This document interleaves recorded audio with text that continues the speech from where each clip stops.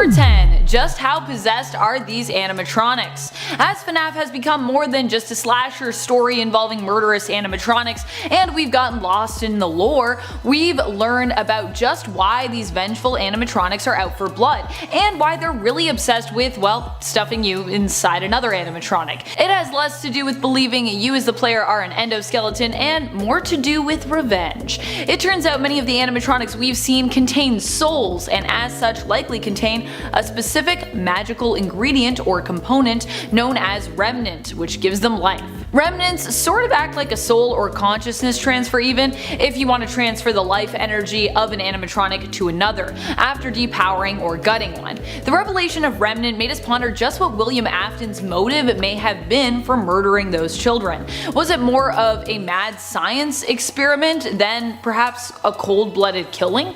But also the knowledge that souls are trapped within the animatronics and some of their behavior as a result also has left us wondering just how much of that person's consciousness remains trapped, and how much of it becomes twisted into something new.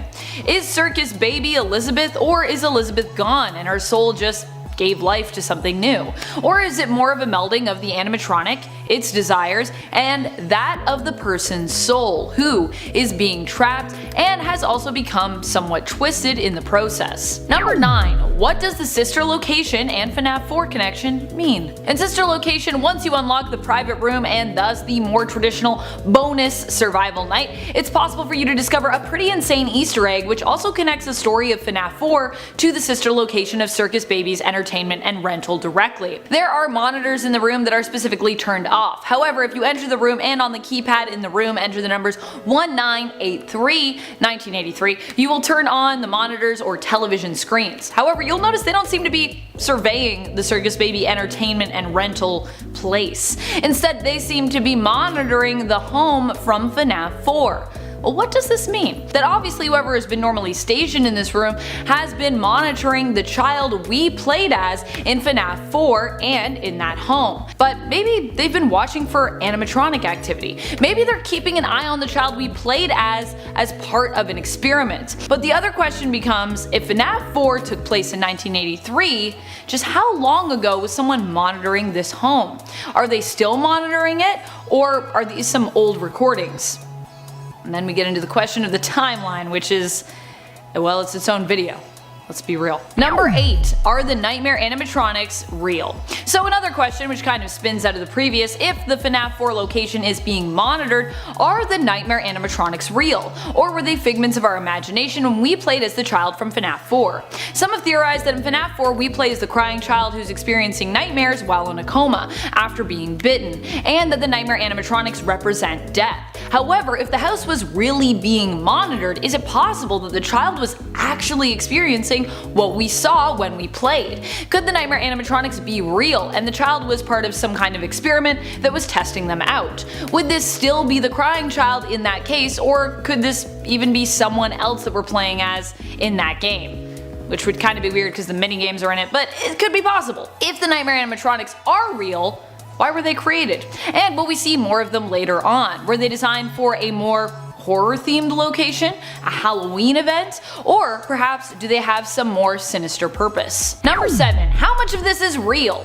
We're not even just talking about nightmare animatronics here, we are talking about all the games. In FNAF VR Help Wanted, the introduction of the game implies that Help Wanted itself is a game that exists within the world of FNAF lore. So we're playing a game that also exists within the narrative, a game within the FNAF game universe. But it's also alluded to that there have possibly been previous games that were built around the stories, the legends of Freddy's and the Fazbear Entertainment franchise, and that these stories embellished as to the true tragedies behind the business. So have we been playing games that are the true scenario, or there are meant to be games within the universe that embellished on those true scenarios? How much of the story has been told in meta, and how much of the narrative have we genuinely seen and lived through? Are we still in the Matrix? Number 6. Will the Stitch Wraith appear in the games? The Stitch Wraith is a character from the books. We've seen them appear in each one of the Fazbear Frights novels and received more insight into their story since their first appearance. They seem to be a mad science creation, kind of a Frankenstein monster, whose purpose is to collect various artifacts infected with rage. They pop up now and then to add to their collection of possessed and bizarre bits and bobs, belonging to various animatronics and Fazbear toys. What we have learned is that at least 2 souls possess the Stitch Wraith and drive it towards its purpose, Jake and Andrew. By gathering these artifacts and components, the souls work towards freeing both of themselves from the Stitch Wraith's body, but exactly how remains unknown. It's also unknown exactly how Jake and Andrew could potentially fit into the lore outside of this one story, or why Andrew just had so much rage and so many objects that he managed to infuse with his rage. We also don't know yet if the Stitch Wraith will or is ever meant to appear in the games to connect the being with the main FNAF lore narrative. Number 5. Where is Michael and Elizabeth Afton's mother? Bringing a whole new meaning to the phrase, do you know where your kids are? Michael and Elizabeth Afton's mother has yet to be seen or really talked about in FNAF lore. Oh sure, we all have theories. Many suspect that Ballora is some form of mother stand-in or symbol meant to represent William Afton's wife, or that Clara from The Immortal and the Restless is meant to be an allusion to her or her absence, but we haven't learned anything concrete really yet. Is she dead or just absent? Why did she leave William and her children? Or is it possible William left her? I mean, what does she even look like? Was she involved in the family business of Freddy's and animatronics, or has she been gone from the start? This is one of those unanswered questions that just leaves more questions when it comes to Mrs. Afton's potential involvement or lack thereof in the storyline. Number 4. What was Circus Baby's true purpose? Near the end of Pizzeria Simulator, Scrap Baby says something kinda interesting that makes us wonder what exactly she was made for, or what exactly she thinks she was made for at least.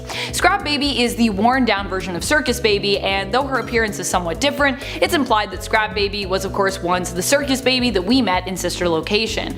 This isn't like FNAF World, where it was implied that there might be more than one animatronic that was built in this model or style. At the end of the game, Scrap/Circus Baby says, "You played right into our hands. Did you really think this job just fell out of the sky for you? No, this was a gift. For us. You gathered them all together in one place, just like he asked you to. All of those little souls in one place. Now we can do what we were created to do and be complete. I will make you proud, Daddy. Watch, listen, and be full." What exactly was Circus Baby created for? What did her father, William Afton, want her to do? Is that who she's referring to when she says daddy?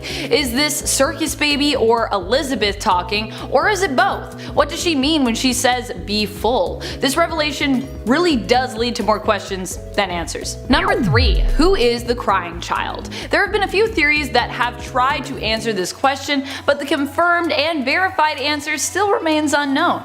The survival logbook has led us to believe that the crying child may in fact have been Michael Afton, who somehow survived the life-threatening bite. But it's also been theorized that the crying child could be another third Afton child, and that Michael perhaps was the foxy masked older brother who often teased and made fun of Crying Child throughout the minigames. The weird and convoluted timeline have left us with more questions as to answers about this mystery, and while many remain passionate about certain theories explaining the identity of the child, we haven't seen anything explicitly confirmed in-game just yet. Number 2. Is William Afton really dead? It seemed at the end of Pizzeria Simulator that all animatronics had been gathered, trapped, and burned alive, and yet it's also been implied that some of these animatronics managed to survive the fire and live on. Even when we think there is some kind of finite ending awaiting us for this horrific story, it has a tendency to push forward and continue on. The existence of Glitchtrap even implies that if William Afton's body and spirit within Springtrap were eliminated, that his consciousness may have managed to live on digitally within the game Help Wanted. And it's likely that if this is true, William will attempt to escape the digital realm and move back into the real world once more. Number 1. Why does William Afton kill? So, we know that William Afton is a killer at this point. He's murdered a handful of children, likely more, and it's been implied that him crafting the Freddy's franchise was all to lure children to their doom. But we have also learned that he is a father to Elizabeth and Michael. In fact, one of his animatronics even killed Elizabeth. This makes us wonder if he has children.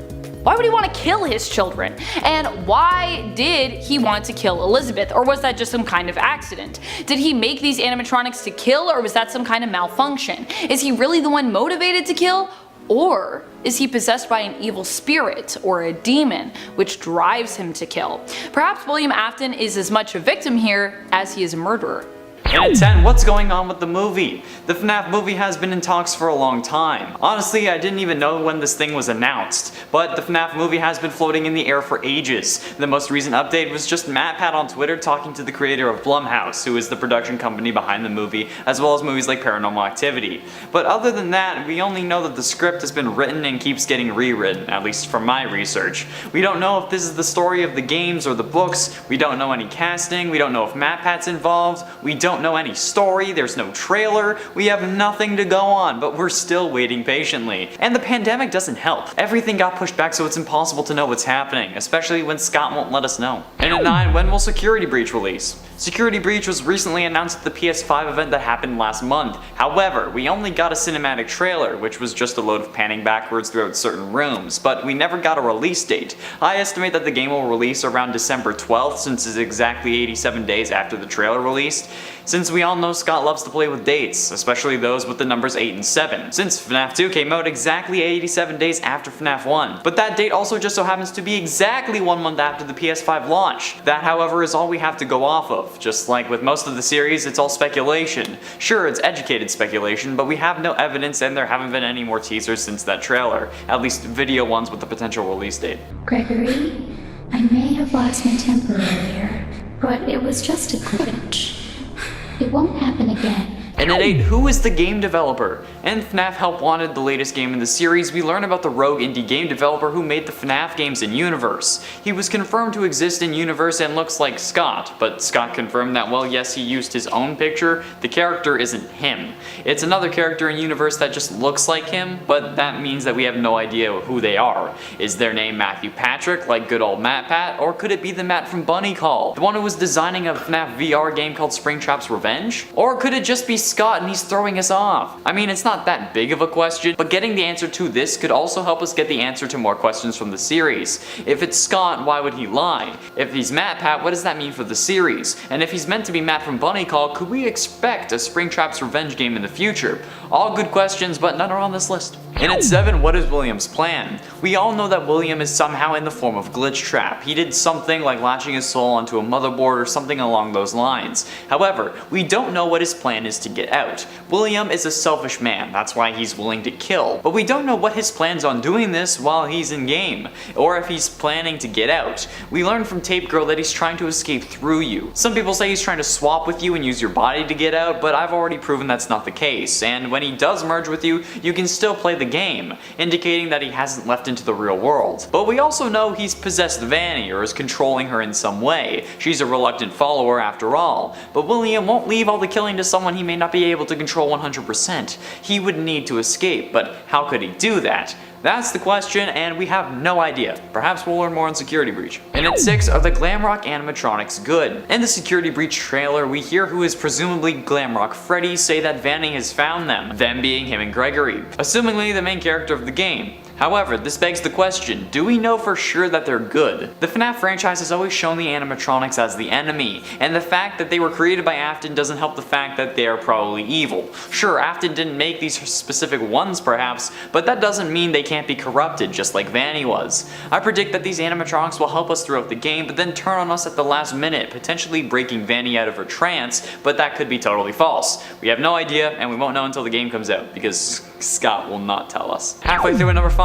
what is the full timeline? The full timeline has been explored by multiple theorists multiple times, but that's all those are. Theories. Sure, we know specific things like the missing children's incident taking place in 1985 and the bite of 87 as well as 83, but other than some key dates, most of what we know is just a slew of assumptions and pieces that don't quite fit together. Honestly, it's impossible to find a series that has the world building as interesting as this, but also so complicated and obscure. mirror. It folds in on itself, it clashes with itself, and while MatPat did an incredible job, I'm sure more things will be revealed that changes the way we look at the timeline yet again. Hell, even recently in the Fazbear Fright story The Man in Room 1280, we learned that William was being possessed by the spirit of a dead child, which kept him from dying. That's why this timeline is so complicated. We don't fully understand how this universe works, and the full timeline is yet to be figured out. And at 4, what games are in universe? We learn at the beginning, and more so through the tapes in FNAF VR Help Wanted, that a rogue indie game developer ended up making FNAF games in universe. The confusing thing is that, does this mean that we need to forget about the original FNAF games? The first 6 FNAF games could totally be forgotten about, unless the games that were made in universe aren't the actual games we play. And just because the games are the same doesn't mean that they're fake. That was just thrown in to probably throw us off. The games are one of the biggest confusion points for me, because we don't know what the games are and if it makes an impact on how we work the timeline. Like, why would this be a thing? Why, Scott? Why? Getting close to the end, and at number 3, what is Stitch Wraith setting up? The Stitch Wraith is a character that was introduced and being set up in the epilogues of the Fazbear Frights books. The character was created and brought to life by Dr. Phineas Taggart while he was researching an intense human emotion of agony, and how it can allow objects to become possessed in the FNAF universe. But so far, we've only seen the Stitch Wraith in the books. Some people think that he'll appear in Security Breach, but from the trailer I doubt that's going to happen unless it's in the form of like a DLC like the Curse of Dreadbear. The Stitch Wraith is becoming a very important character, so it's possible he'll make an appearance, but just a minor one would probably be a waste, if it's not to set him up in the game universe at least. We just don't know what the introduction of the Stitch Wraith means for the games. And at 2, what is Glitch Trap? Glitch Trap is the main antagonist of FNAF VR Help Wanted, but we don't really know quite what he is. We know that he's a form of William Afton, and most likely the first suit that he would wear to lure and absolutely obliterate children, but we don't quite know what he is in game. Is he a spirit that manifests in game and is able to later control you? Is he pure code that is somehow able to control parts of the game? Is he something else entirely? Did he swap places with our character? To me, I say no, because we didn't see anyone with a headset on when we ended up merging with him, but plenty of people disagree. Did we actually merge with him? Does he shut us away in his brain? Is it our brain? Does he start controlling us? We know how he got into the game, via William's spirit possessing a motherboard that was scanned for game code, but we don't know if Glitch Trap is code or a spirit. And we don't even know if he's able to escape. Finally, in at number 1, who is Vanny? We know that Vanny is a reluctant follower of Glitch Trap, probably some form of mind control, but we don't know who the woman behind the mask is. It could be Tape Girl, it could be someone we've never met, it could be the security guard from that Security Breach teaser oh so long ago, which would make sense given the title of the game. Possessing or controlling a security guard would absolutely constitute a security breach, but it could also be us. We know we play as a game tester in Help Wanted, and at the end of the game Glitch Trap merges with us, but is that him taking over our mind? Is that him stuffing us away into our own head? Are we Vanny? Are we Gregory's mother? Or someone else related to him? And is it the player who ends up becoming the reluctant follower? Well, we have no idea, and honestly Scott isn't going to tell us, at least until FNAF 15 is released, and he creates like a 4th timeline and someone who crosses through them all the time, thus showing us that every game takes place in its own timeline.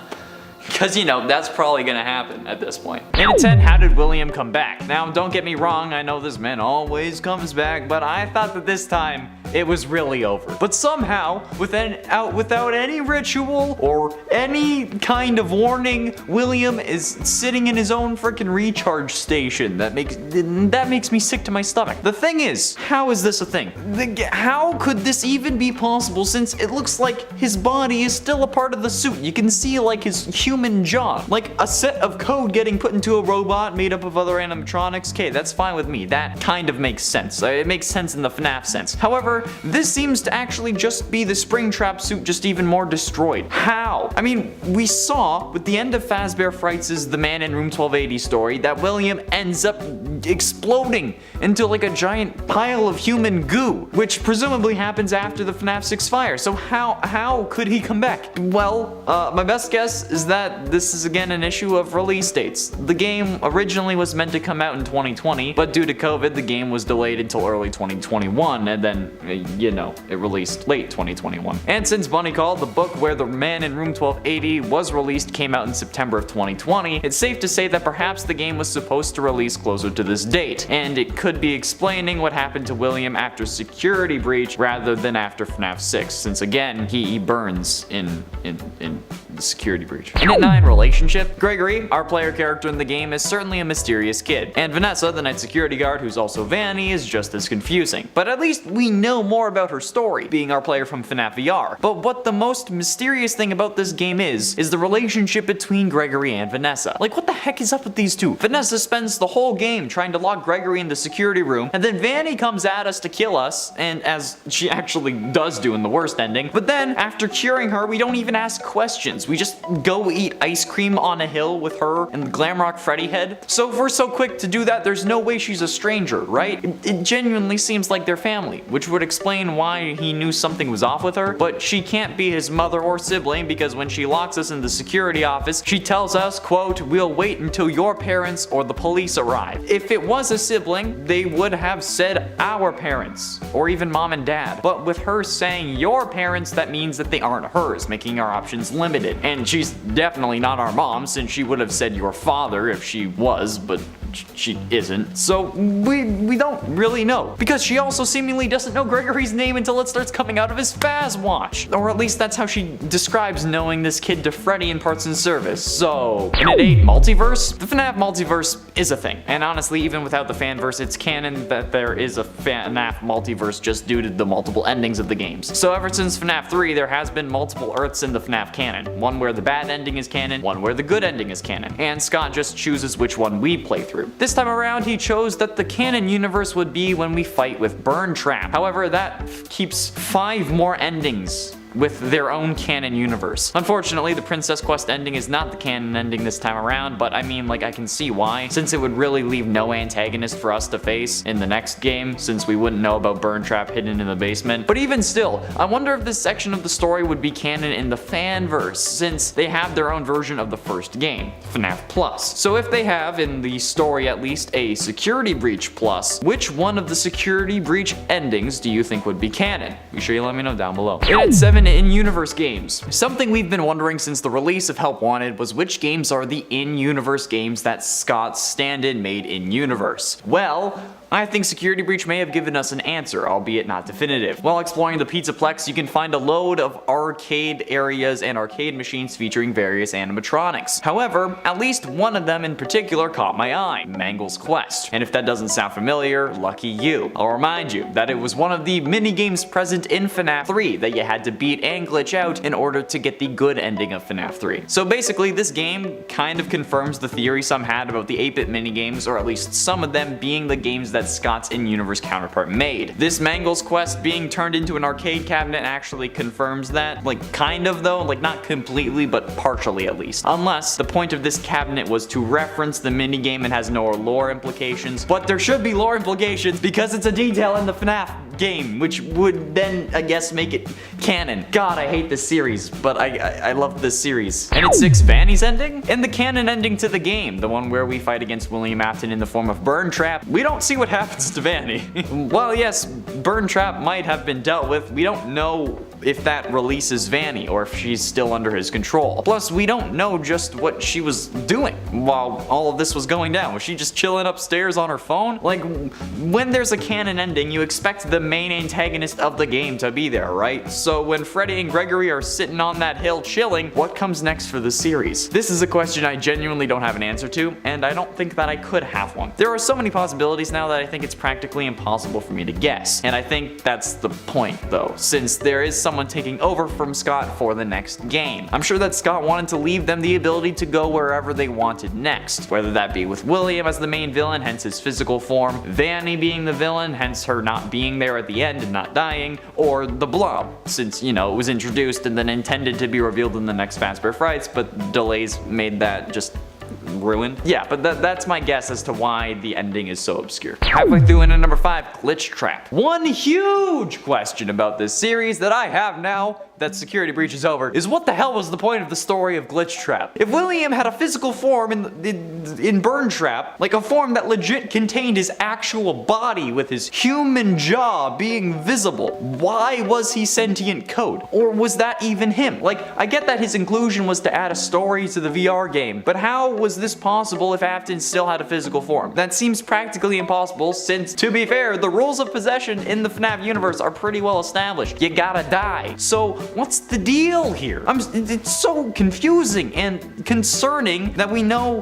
that this game takes place after Help Wanted 2, thanks to the Princess Quest arcade machines, which, thanks to one of the lore duffel bags, is described as being ported from a mobile game. And Princess Quest made its first appearance in Help Wanted's mobile version as a way to include the glitch trap and the 16 tapes thing, since they couldn't really include the full normal game, because you know, an iPhone isn't as powerful as a computer or a console, no matter how much Apple claims that it is. So what's the point of glitch trap if Afton had a physical form? How is it possible? And for the blob. Now, this blob of black goo seemingly has no introduction in this game. It just kind of appears alongside Burn Trap in the ruined area under the Pizzaplex. There used to be a pizza place there until they built over it, but that doesn't explain a giant goo tentacle monster, right? Like, I thought this was a normal game, not something based on a raunchy anime. Well, the thing is, this monster has been explained, although this wasn't the original intention. The original intention of this game was so that we'd be confused about what this black blob was until the release of the final Fazbear Frights book. Since I've said it so many times, even I'm starting to get sick of it, the game was supposed to come out shortly after the release of Fazbear Frights number 5 back in 2020. But due to delays, it couldn't come out until after number 11, which is where the epilogue that revealed that the black tentacle blob is in fact Circus Baby, or I guess technically Elizabeth Afton,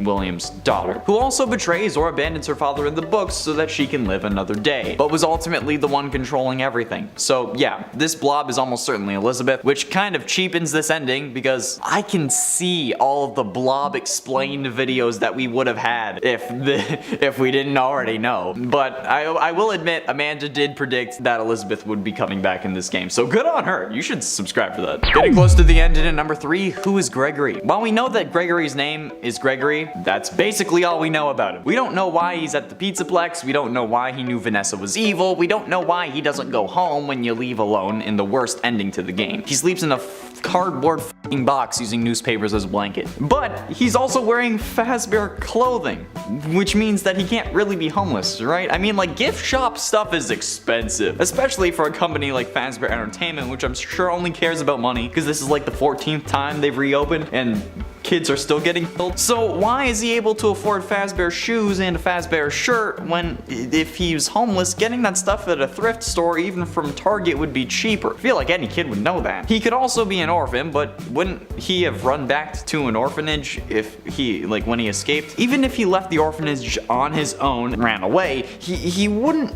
know, like, wouldn't he know that it was safer to go back there instead of hiding in a cardboard box? Plus, this dude is capable of ordering robots to kill Vanny. So, like, straight up, this kid killed this woman by ordering the bots to disassemble her. And while he didn't, like, stab her or, like, do anything, he was still actively willing to kill her. So, who the hell is this messed up kid who can fit in a stroller, form full sentences, drive a van, and use jumper cables on a car battery properly to reboot Freddy? I swear, this is like a 6-year-old kid with, like, 40 years of life experience. How could that happen? I wonder. And ultimately, in at number 2, two Vannies, the rooftop ending is unlocked by exiting the Pizzaplex through the prize counter and then clicking leave. This will prompt Freddy to burn the place to the ground and for the two of you to escape onto the roof. I'm guessing Freddy's original plan was going down the fire escape, but when Gregory gets to the roof, Vanny is somehow there waiting for us. She grabs us, but Freddy, with his new eyes, is able to see her and then runs at her, grabs her, and jumps off the roof, causing them both to fall. They both seemingly die, and we take off Vanny's mask, revealing Vanessa behind it, as we all figured. We look confused, and the comic ends, but, haha, before actually ending, another couple panels are shown, with Vanessa standing on the rooftop, looking down at what just happened. Yeah, this is probably one of the most confusing endings, since it shows us that there are apparently two Vanessas. And while we seemingly knew about the whole double life thing, like, we hadn't exactly seen the two characters in the same room, okay? So we thought that there was only one. And in the Princess Quest ending, we seemingly save Vanny, and then the Vanny mask is gone. So how the f***?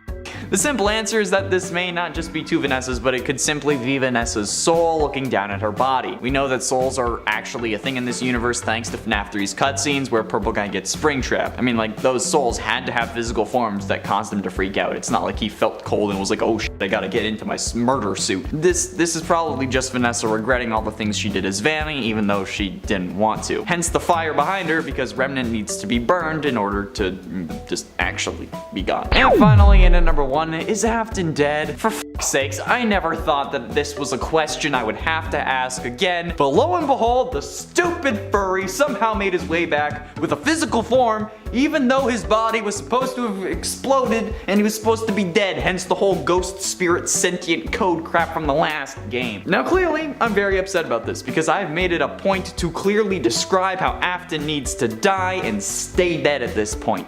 Okay? The whole he always comes back trope is becoming way too overused. Like, at this point, it is the power of love thing from The Flash. Like how they defeat every villain with the power of love. Yeah, that is what this whole I always come back thing is at. I hope they cast Sean Bean as Afton in the movie so that they can kill him off permanently. 'Cause that's what happens every time Sean Bean's on screen. But after the canon ending, the Blob ends up grabbing him and then we don't know. There's unused death animations for Afton in the game files, but they're unused, so we can't really take them as canon yet. But in the books, Elizabeth does leave Afton for dead, so maybe there is still some hope here, and the Blob stops him from leaving and like maybe assures his death this time because she kind of grabbed him by the neck, so like maybe she like hung him for good measure.